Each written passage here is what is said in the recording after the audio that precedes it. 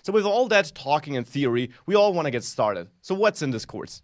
In this course, we're almost done with the introduction, and we'll then move on to the basics of MongoDB, basic operations, and most importantly, the basic CRUD operations. CRUD stands for create, read, update, and delete, which are the core operations basically any application will have to do. If you're a newcomer to MongoDB, you should absolutely start there. Well, you start here, but then this is the first real content module with which you should start. After that, we'll have a look at data schemas and relations. How do you model your data? How do you find the right balance between having that flexible document schema and still using a schema in your app? How do you relate different documents? We'll have a look at that in this module. Thereafter, I'll dive a bit deeper into working with the shell, some different things you can configure there, and how you can, for example, run that MongoDB server as a service on Mac and Linux. And we'll then have a look at the graphical user interface, Compass. We'll not really work with that throughout the course, but I still want you to know it and to understand that you can use that to look into your data. Now, after that, we're back to the shell, and we'll dive deeper into create operations. That is where you can start if you have some basic understanding. So if you're not a total newcomer, but you know basically what MongoDB does, you could skip the other modules if you want and dive into that. And we'll not just have a deep dive on the C of the CRUD, we'll also have a deep dive at reading, so filtering and querying data, at updating, and at deleting data. So a lot of deep dives there to show you all configuration options, all filters, and all the different ways of getting that data you need. Now thereafter, we'll have a look at indexes, a feature that allows you to speed up your queries. I'll talk about the advantages and disadvantages and how to use them. If you're an advanced user and you know all that CRUD stuff already, this might be the entry point you want to use, so you could skip forward to that if you're pretty confident that the rest will be boring to you.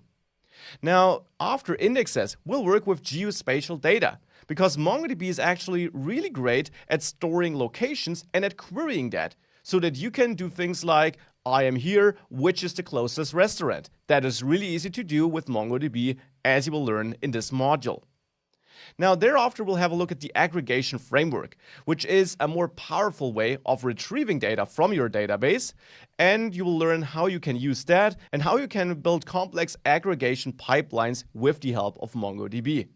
It's then time to work into a special kind of data, into numeric data. I will teach you how to work with different kinds of numbers and what's special about that in MongoDB.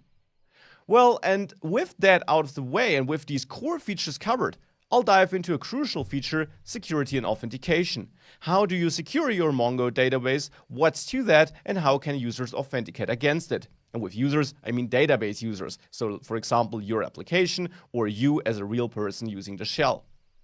Thereafter, we'll have a look at performance, fault tolerance, and deployments. So how can you improve the performance? What are important factors? And how do you, in the end, get your local MongoDB environment into the web, into the cloud, so that you can really use it from anywhere and not just from your local machine, which is great for practicing and for working or for developing, but not really for running this in production, obviously. Thereafter, we'll have a look at a cool feature called transactions, which was added with MongoDB 4.0.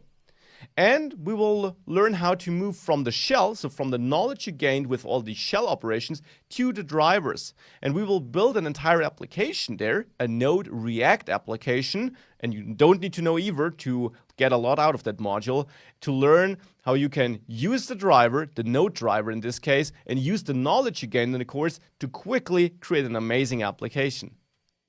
Thereafter, I will conclude this course by diving into MongoDB Stitch, which is this other offering MongoDB has with the serverless functions, the triggers, and so on.